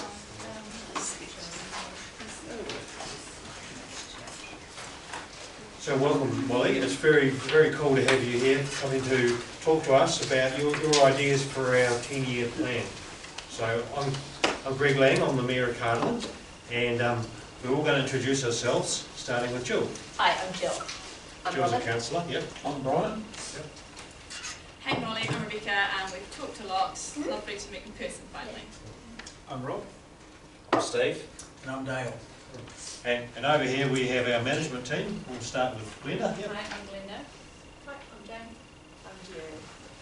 Dave, and you get a quiz at the end of this. Casey. Hi, I'm Melissa. I do communication. Molly.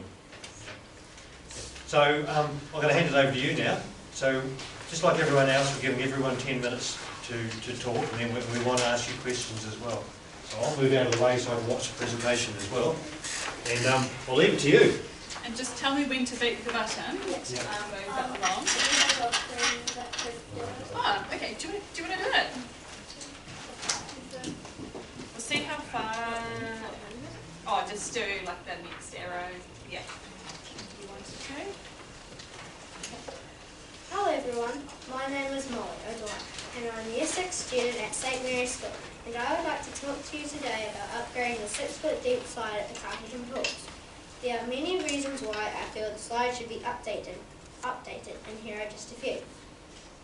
Population growth. As Carterton expands, more and more people are coming to our wonderful town and wanting to enjoy the lovely pools. The 2018 census tells us that the population increased by 30%.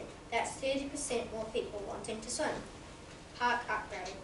The park has had a wonderful road track installed and upgrade to the seating area, so I think the pool should be next. Safety. The current slide at the pool is unsafe. For example, when at the top of the slide, you cannot see if someone is at the bottom because of the roof, and you could easily slide down and hit them. Another safety example is that you can only go down either head first or on your back, and this is dangerous and can lead to injury. Ladders. The ladders on the current slide are quite small, and some people's feet are too big to fit in the little steps. You also can't really get up safely because of the top cover on the ladders, and you have to crouch down or you bang your head as I've done. A I came up with the idea for upgrading the slide at the pool after my school had an evening picnic at the pools, and I noticed no children were really using the slide. So I wrote a letter to the council, and I was happy to get a response, which made me write a petition in school to see if anyone thought the same. As you can see from my presentation, I got a total of 91 signatures agreeing that the slide should be upgraded. I also got people to vote on which slide they prefer. I think it's fair to say that people would like to see the upgrade to make the pools even more enjoyable than they are now. Thank you for taking the time to listen to me today. Well done. Thank you. So Molly, what option do you like?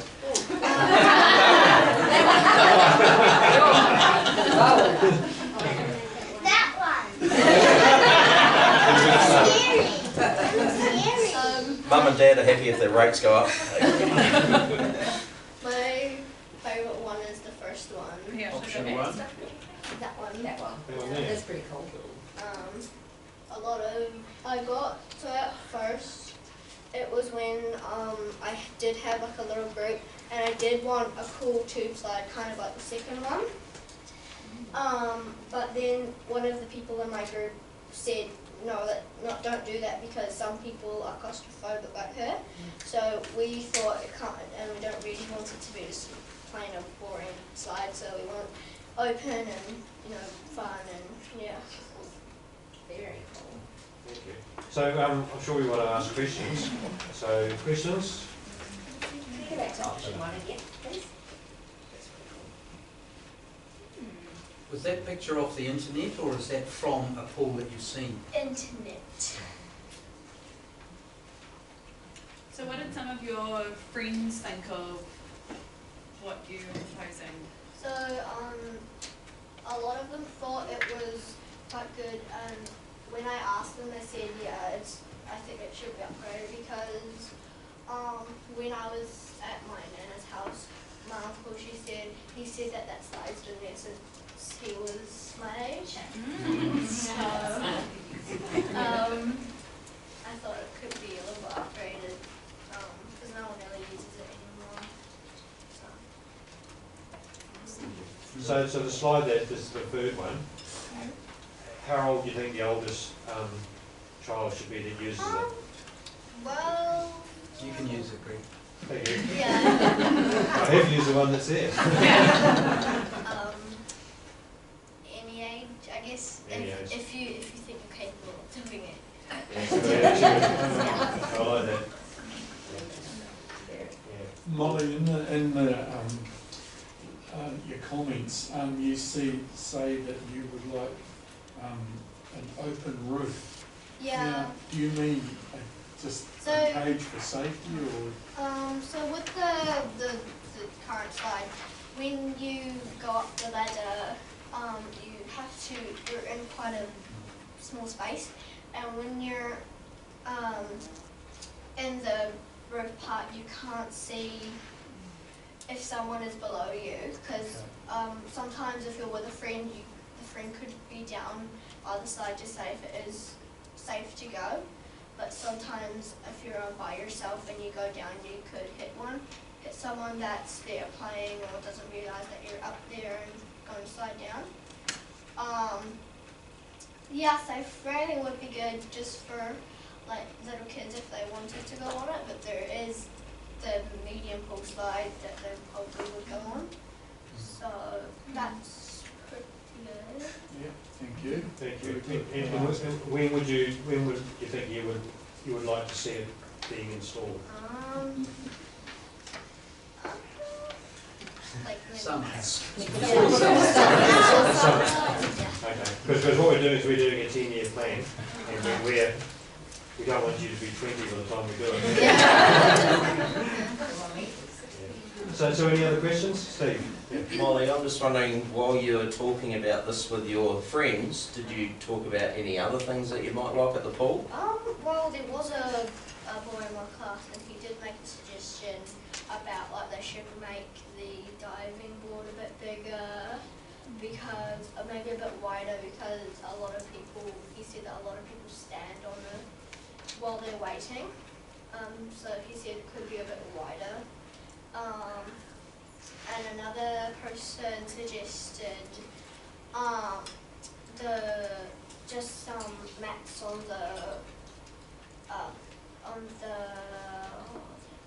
the ground, especially right by the pool, because he said that someone related to his family fell in the pool and hit his head. You mean like the non-slip mats? Yeah. Yeah. Do you think that the blue slides that's there at the moment, could it be recycled by like moving to the junior pool? Would it be like the middle pool? It could be, because a lot of, like in my school, a lot of the little kids are, mostly the boys, they tend to try and go on the diving board, but then someone stops them because they're too small. So it could be recycled into a small diving board for little kids or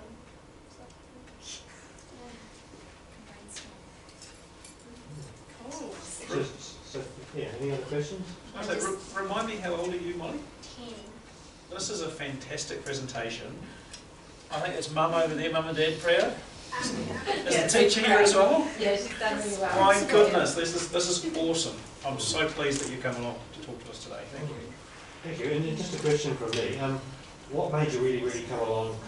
Is it because you're really passionate about it, or? Yeah, lots of people think I'm quite confident. But I thought, what's the harm? Yeah. Well, congratulations for coming along, and thank you.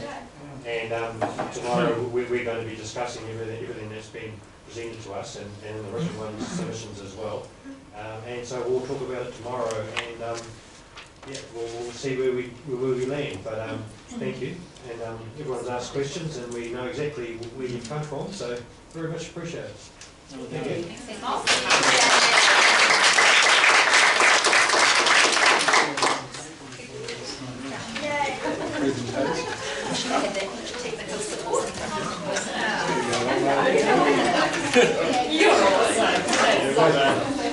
We'll see you around this table and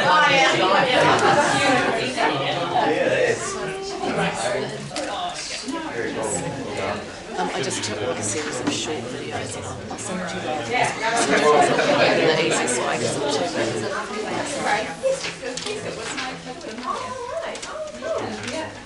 She's way more confident than your uncle. Way more confident.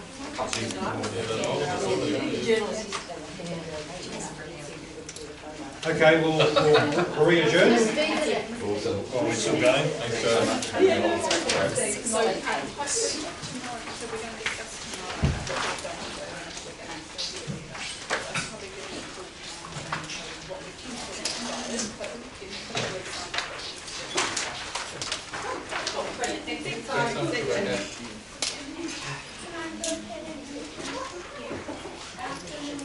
Yeah. 69. We just skipped through 68. Rebecca's doing that. Number 68. It's just been noted in the summary and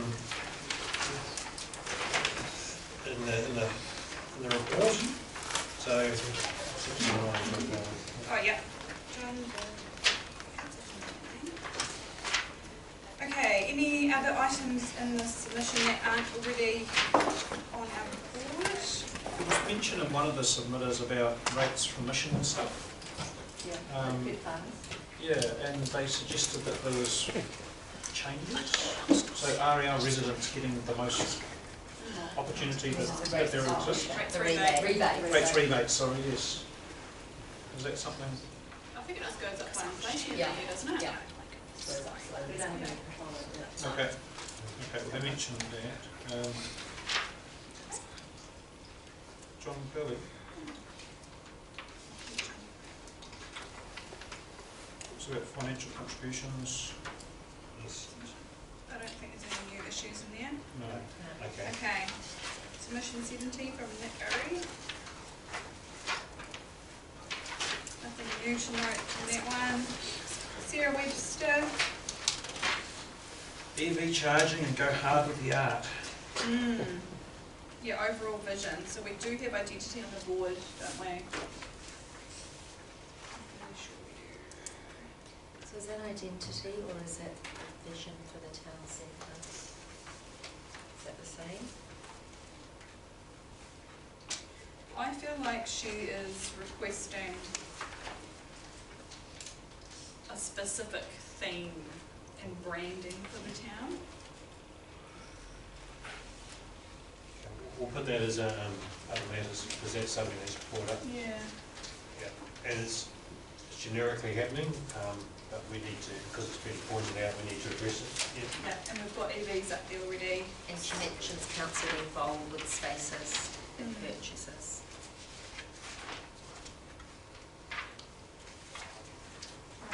Anything else that needs to come in? That vision that she is referring to is your vision and your LTP. So she's challenging you to come up with something that is a it's more specific. So on the next page she talks about why not focus art space, why not focus on this? I think there's a bit of a difference between the vision that we have for the district as a whole and the vision for the actual town centre. I think that's where that's got a bit, not confused, but mixed. Is there anything else that anyone wants to take from that for deliberations or other matters? I just acknowledge Sarah and the vision. Okay, 72, Tom Conwell, who came to speak this morning.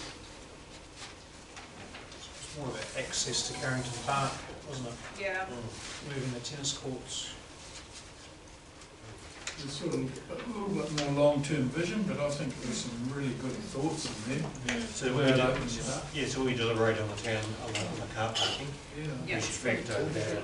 Yeah. So it'll be good for us tonight before we deliberate, actually have a look at a map and see the layout there, so we can put your tennis courts in place. It's kind of becoming part of car buy. Design and everything is around that as well. That's the other thing I was thinking too. Yeah, oh, we can discuss that tomorrow. Okay, 73, Sana with the Fig Smith. Marketing. Well, that's up there in the vision and branding. Should we add marketing to that as well?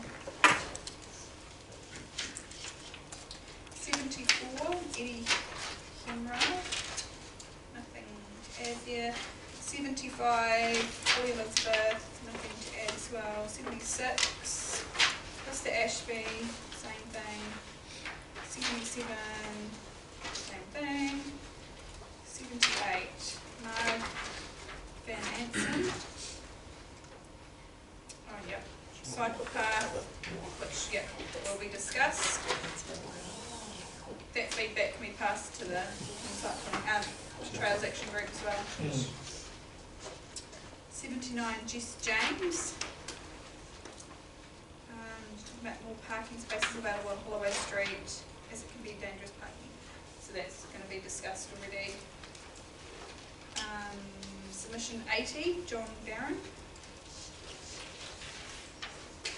Carterton Pool. Options. Oh yes. I'd like to know what is happening with this project, or has it been shelved? Do we have Carterton Pool up here already? It's the covered pool is to refer to. Yes. Indoor pool. Oh, we put that one. I mean, do you want to talk about doing something that we're not already doing? He's not very clear if he wants us to be doing different things with that, or... More asking about where it came to. Yeah, where it's at. So we can just answer that. Yeah. Yeah. Yeah. And If you don't want to put another poll on the table, you can talk about that. Personally, Anyone keen for that? Yeah, and there is work going on behind the scenes to find a leader to drive the. 81, 82, 83, Jen O'Donnell. Safe access to cycle from Carterton to Masterton. Cycling, and so that's already covered. Additional buses catering for high school students attending sporting practice. We know buses are coming from the way home. regional council. Do we put that on our other matters to advocate for? Or are you, is everyone happy to just note it? Noted? And see if they know that when you're being on sports. So you could fund a bus for sports. You don't actually have to rely on regional council to do it. We have to have the rural travel fund, which specifically funds going to practices and things in the Wairarapa as well. And that's considerable grant. There'll be items that come out of this process that we can cluster together and have a conversation with the regional council about. Yeah. Yeah.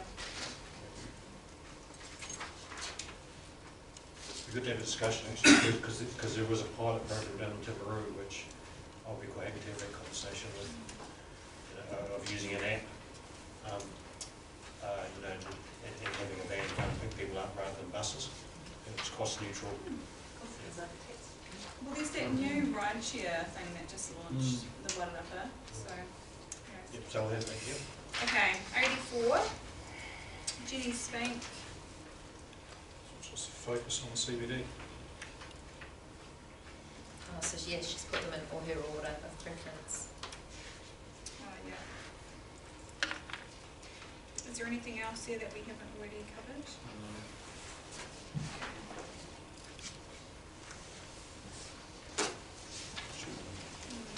Okay. Next one, 85 Mike Johns. Rates. Okay, misunderstands CV. Basically, it's sensitivity to rates from an Melbourne perspective again.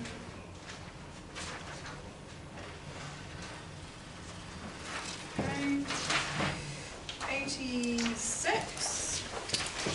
Ivan Durgis. Can't read that right. Durgis. Wants us to amalgamate. Amalgamation. So more about rates. Yeah. Does anyone want to put amalgamation on our discussion list? Yes, it is. Oh, it is. Okay, fantastic. Right, 87. 44. From Rangitane.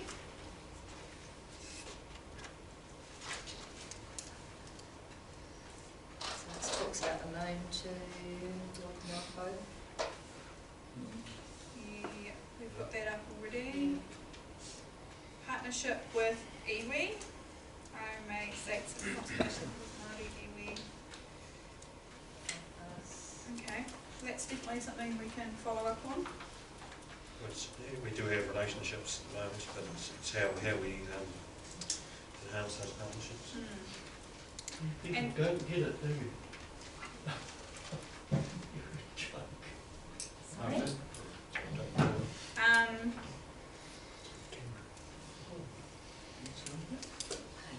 Don't worry about it. Yeah, and I think maybe the partnership specifically with iwi, I think he's referring to Mana Whakahono, because he Yes. talks about the Yeah. RMA. So, yeah, yes. which that's an issue, it's for iwi to initiate if they want it, and at the moment we've got another agreement in place being the MOU. Okay. He also talks about traffic flow bypass, which we both have on there, and CDC water supply, which we took on board. Anything else on that one? No. Okay, 88, Len Cooper.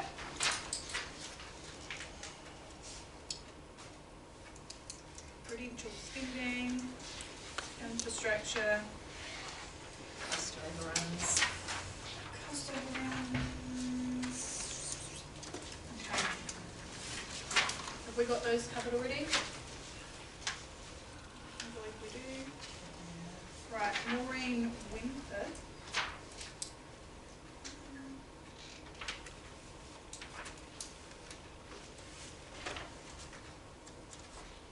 It's if it's comic, is that legit? Around only support as long as no bully tactics are used. Is that what you're referring to? No, well, yeah, the spoken to people who did not continue with subdividing as it was requirement to allow cycle checks with the subdivision. I Not wouldn't have, not in this district. no, I wouldn't have thought so either. Oh.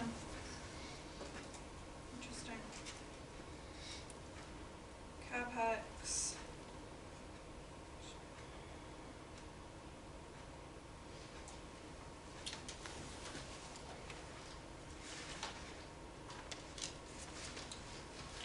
Better signage for car parks, flow management.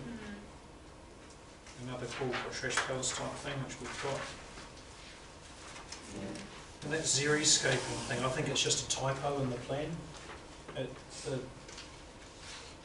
which page it is now, but she talks about, oh no, she's got it there, page 75. It talks about basically have an influence over the private garden. Xeriscaping is like having appropriate plants for the conditions and stuff. So I don't think it's our intent to influence people's plantings, but she's Just a typo, remove the word private. yeah. I spoke to her on the street and she was quite adamant that that was not appropriate. No. It was, yeah, anyway. Add it to the list of typos. But it's an easy one to fix. Yep. Really easy. Anything else on that one? Have we got the Greytown recycling issue as something on our other matters just to keep an eye on? Busy Dalecourt Road. Yeah. Good. That could come up with too, yeah.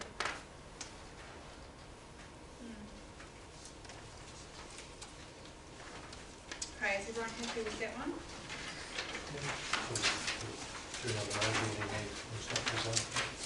Oh, yeah. Okay, 19, Michael Macon.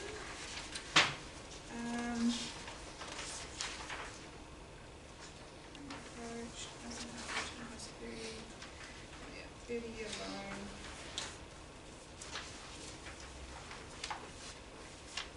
Supports higher rates to ensure our pipes and drains don't end up like Wellingtons. Supports higher rates to cover expenditure new footpaths. Speed limits and Carterton are fine. Should we pass that to the speed committee as well?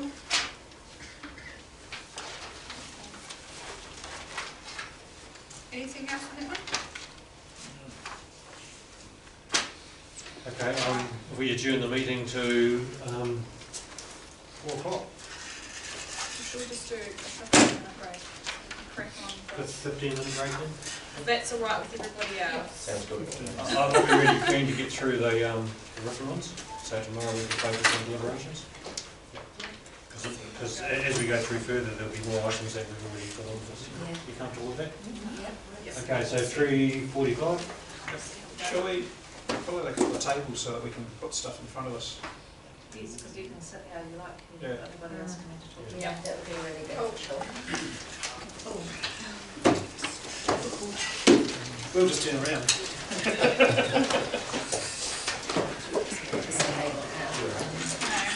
I'll just turn one of you. Three.